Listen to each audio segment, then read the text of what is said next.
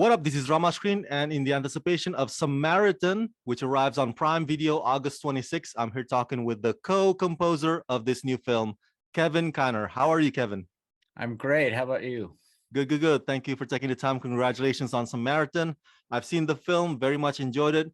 Well done on the music aspect of it, of course. Before we dive in, though, you are formerly an Emmy Awards nominee for your work on Star Wars Rebels. Right now, we are in the Emmy Awards season. Is the award season a big deal for you? Do you usually try to find a horse in the race that you can cheer for, or are you generally happy for all the nominees? I don't usually try to find a horse in the race, but I tell you, I've just been watching Severance. Ooh. And I think that guy, I forget his name now. The lead star, huh? No, the composer. Oh, the composer. Okay, yeah. Yeah, I mean, I don't really pay very much attention to the other parts of the Emmys, like actors and writing and stuff, but composing I do. Yeah, I forget the name of the composer for Severance. Really, first of all, fabulous show, and second, he really knocked it out of the park with the score. Nice, nice. Looking forward to that. I haven't seen the show, so I might have to one of these days. So let's get to Samaritan here. You co-composed the score with Jed Curzel. This collaboration of you and Jed, was that always part of the plan from the beginning to work together on this, or was that something that eventually morphed into a collabo? Yeah, I think it morphed into it.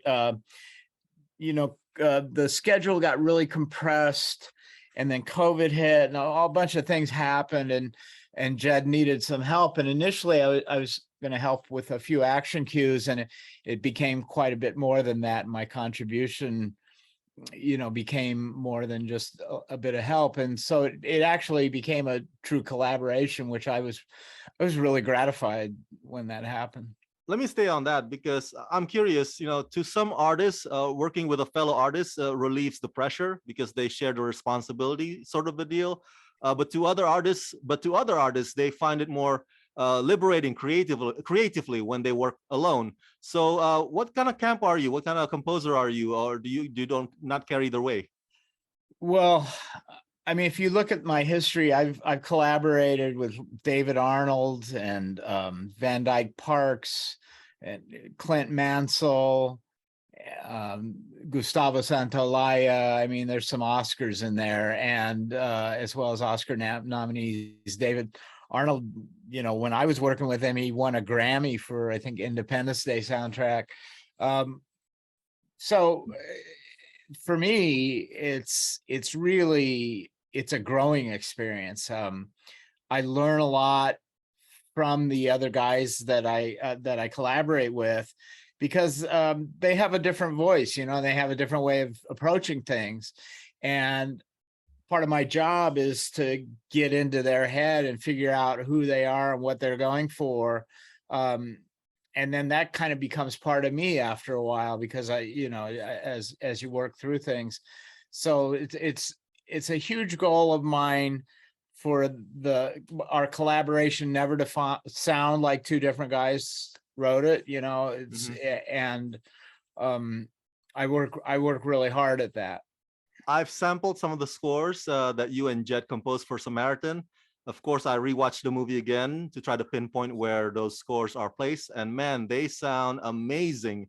It's like a hybrid of eclectic synth with orchestra, with huge brass and strings, and it really drives the music. Now, I mean, they really fit, that superhero bravado, the music that you guys created. Talk to me about that process. Why did you and Jed decide on this hybrid as opposed to just focusing on one or the other? I think both of us really feel like the future of soundtracks is in the hybrid, and I mean, that's been happening quite a lot for a while. Actually, the biggest challenge now is to make the hybrid something fresh, so that you're not just combining, say, a buzzy synthesizer with some cellos. That's been done for a while. Yeah, and so now, what's a new direction for a hybrid to go in? And I think what we came up with was really fresh. there's a lot of bending, strings, and then the electronic elements, they bend and mangle, but then the real strings, they bend and mangle, and they kind of morph into each other.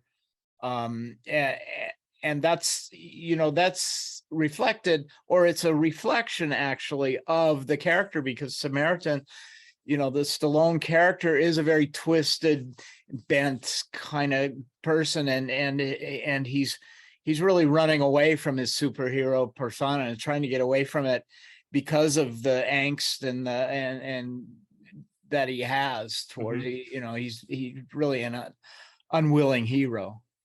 Yes, and on top of that, the Granite City is a broken city. Just like Exactly Samaritan or correct. Sylvester's character is a broken character, damaged by his own doing and by the passage of time.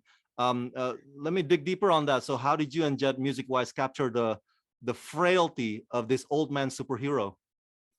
Well, so one of the things we did, and so you use these adjectives like, and I do as well, is like mangling the orchestra, distorting it, running through processing, mangling the synth, bending the pitch so you're not in a conventional Western tonalities. There are notes happening that Mozart never played, and so and that's a metaphor really for what's happening with the character, or vice versa. Now, it's one thing to use those adjectives and to say it verbally. It's another to pull it off sonically and to execute it. And that took a lot of work. We explored different synthesizers, different processing of the orchestra. None of the strings sound the way they actually sounded on the stage. We processed all of them, so they would be broken, they would be mangled, they would have pitch problems, which in our case were good pitch problems because we wanted it to be out of tune in places. When I look at Granite City, it reminds me of Mad Max world, like something that George Miller created, or at least emulating from that. Did Mad Max World at all influence you and Jed in the back of your head as you're composing this music? No, I don't think so. No, but I mean, you're correct in the post-apocalyptic or whatever. It's not clear exactly what the city and what the time frame is. Yes. But yeah, there is a real angst and a real brokenness to it. But no, I don't think we really thought of Mad Max. Who's the guy who did the first Mad Max? Was Brian May, wasn't it? That not the guy from Queen, but the who's now passed away, but he did a fabulous job on that. Now, how many character themes did you and Jed create for Samaritan? Is there a separate theme for Sam? Is there a separate character theme for Cyrus, for example? Yeah, there's Cyrus, there's Sam, there's Samaritan, there's Nemesis. And some of those come together in different ways. I would also argue there's kind of an overall theme of the film. And again, I return to the word broken and bending.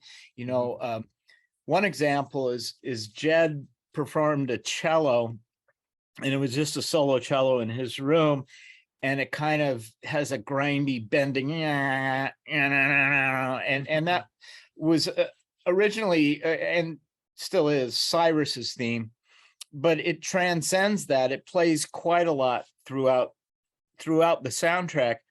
And what we did was we played that theme for the live guys and we didn't just notate it and say, oh, try to match this or whatever. We played the audio of what Jed had done for these 8 cello players, and we said, what do you guys think? How would we do this? And so we did some variations, and it was a great collaborative kind of experience, because now we've got these classically trained cello players doing their interpretation, and so sometimes they're very close to what Jed did, other times they had a new idea, but it's all part of the theme. And so that was a great way to bring variation and yet to stick with the theme at the same time. And it was collaborative and super fun.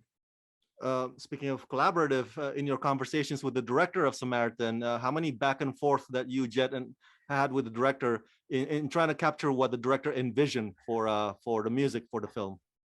Well, these days the process is very much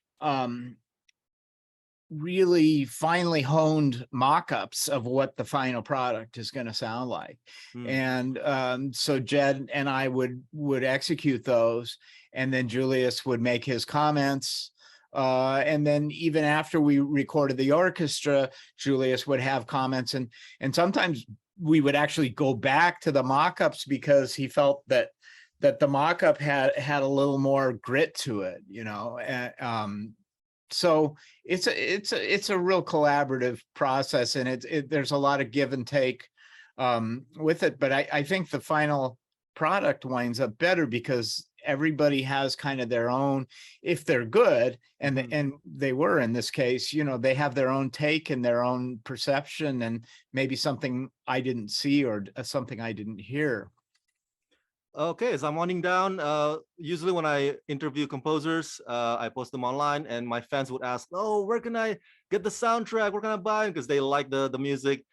Is the soundtrack to Samaritan, your music with Jet, will be available anytime soon? And where? Yeah, the soundtrack's being released by Lakeshore, and it'll be available the same day the movie comes out on August 26th. Awesome. And finally, Kevin, I'm a Star Wars fan, so I can't let you leave without asking you about Bad Batch Season 2. Have you completed music on the Season 2 yet? What can you tease us about what we can anticipate about Season 2? Well, I don't know if I'm going to tease. I get in trouble every once in a while, But I will say that I'm just working on the season finale. Woo. And we're gonna record that in Vienna, Austria. So I'm flying off to Austria in a couple of weeks. Wow. And yeah, it's really, really cool. There's a big moment in episode 16. I'll just say that. Oh, I can't wait. All right, for my fans at home, everybody go check out Samaritan, only on Prime Video, August 26th. Kevin, thank you for talking to me, and congratulations. Great to meet you, Rama. Thank you.